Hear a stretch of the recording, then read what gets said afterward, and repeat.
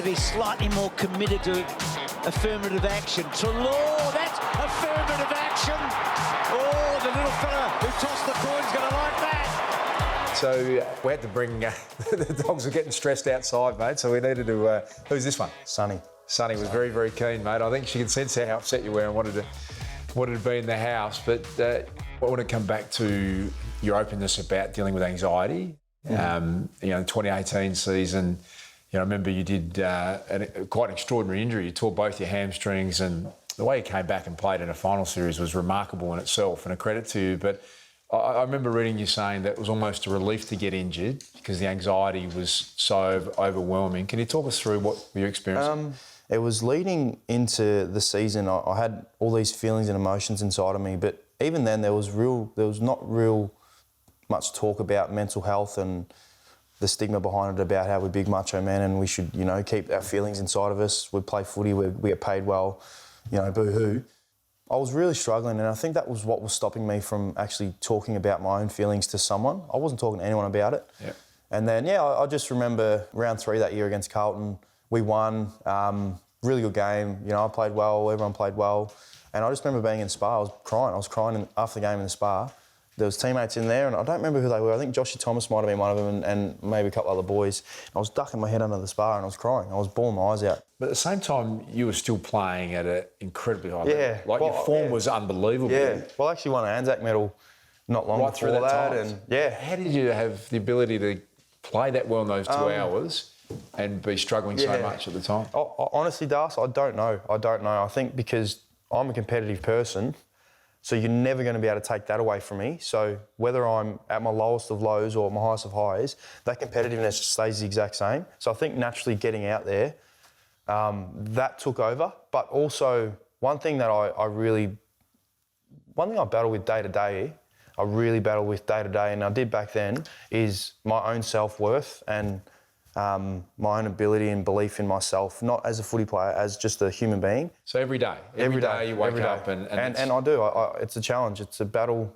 You know, some days it's harder than other days, but I think that's why I'm so driven and motivated to help other people, because it gets me out of my own mindset and gets me out of my own head. Where does it come from? I just think my childhood, I think my upbringing, I think because, you know, being born into not much, kind of nothing, it's just always been instilled in me, and it's almost like, you know, that question, why were you even born? Like, what's your purpose? Like, why are you here? Like, I do have those thoughts and struggles every day, but it's not like I'm walking around miserable all day. Like, with the ways that I can manage it, I'm happy. I walk around, I'm happy. I'm me, I'm myself. But you worked through that challenging situation, as you said, that sense of being traded when you loved playing for Collingwood. And I've got the Bulldogs hat on, mate. We couldn't have been more excited that Adam Treloar is going to turn up in the red, white and blue. And as you said, you've already formed these great friendships and lifelong friends. Are you feeling good about it? Yeah, I am. It did take me a good while to get used to the fact that I wasn't playing for Collingwood. You know, once we started getting into training and match sim and then learning the game style and whatnot, this is footy talk. That's when I really, you know, this is where I'm at. This is who I'm playing for, and no matter how long it takes me, I'm all in. And I've never had a grudge about anything that's happened. I've never had a grudge about anything that's happened. I've never had a grudge towards Collingwood. Yep. I've never, you'll never hear me say anything bad about that footy club because I love the place so much. Yep. Do I agree with how I was treated? No, I don't agree with that. But I'm not holding on to it. It doesn't weigh me down. This is the least of my worries. It doesn't need to weigh me down when I have my own struggles. Georgie, hello. Hey. Steady. You're emotional about it before, because it was an emotional time in your life, and you shared that with us. But you know, credit to you. You just that's happened. Is there any bridges that need to be mended for you? It's just.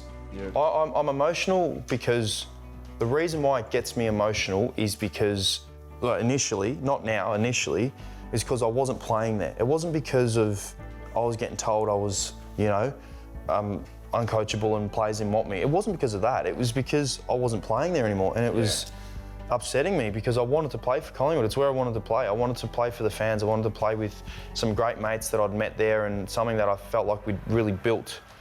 That was the side of things that gets me emotional. But in terms of grudges and whatnot, no, there's no I'll never hold a grudge against Collingwood. I never will. I love the place. Like I said to you before, they will always have a place in my heart because I spent 5 wonderful years there that I'm so grateful for because I met some wonderful people, and the supporter base there and the fan base, the amount of support that I've gotten is what I'll miss. I'm grateful for all of that. Thanks for your time, mate. It's been great to catch up. Thanks, Darcy. I really appreciate it, mate.